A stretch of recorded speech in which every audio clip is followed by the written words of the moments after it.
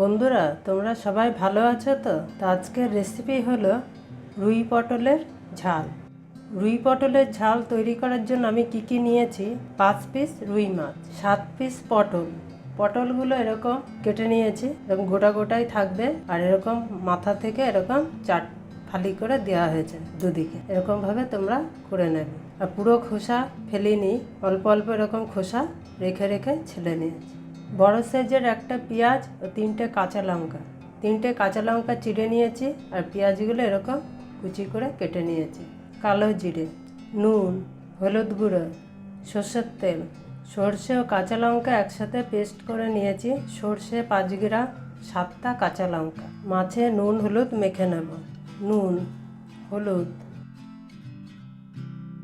এবার ভালো করে মেখে নেব।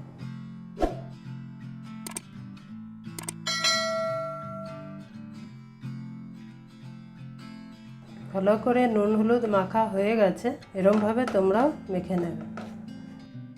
কড়াই গরম হয়ে গেছে, সর্ষের তেল দিয়ে দেবো মাছ ভাজার জন্য। তেল গরম হয়ে গেছে, মাছগুলো দিয়ে দেবো।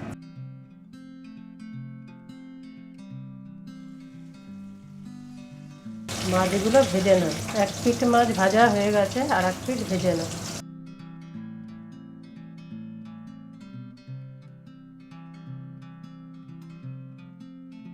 মাছ ভাজা হয়ে গেছে, নামিয়ে নাও।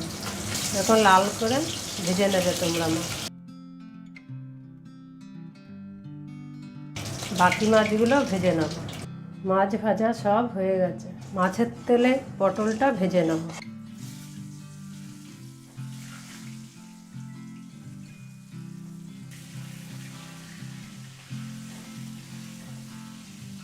পটলটা মাঝে সাঝে এরকম নেড়ে দেবে, না হলে নিচে পুড়ে যাবে।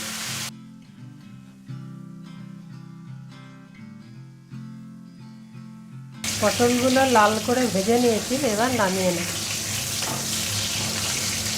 এরকম তোমরা লাল করে ভেজে নেবে। আর একটু সামান্য সর্ষের তেল দিয়ে দেবো। এর মধ্যে দিয়ে দেবো কালো জিরে সামান্য, আর দিয়ে দেবো পেঁয়াজ।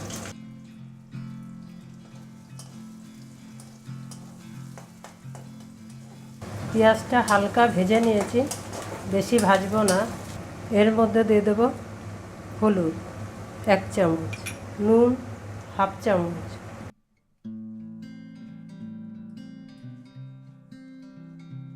কিছুক্ষণ নেড়ে চেড়ে নিয়েছি। এবার এর মধ্যে পটলটা দিয়ে দেবো ভেজে রাখা।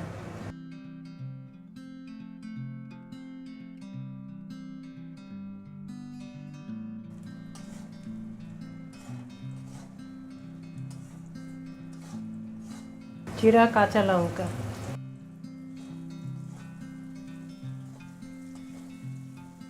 এবার জল দিয়ে দেবো। কিছুক্ষণ নেড়ে চেড়ে নিয়েছি।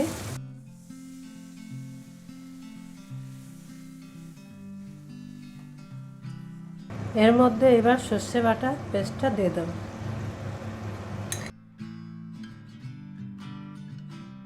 ঝোলটা ফুটে গেছে, এবার মাছটা দিয়ে দেবো এর মধ্যে।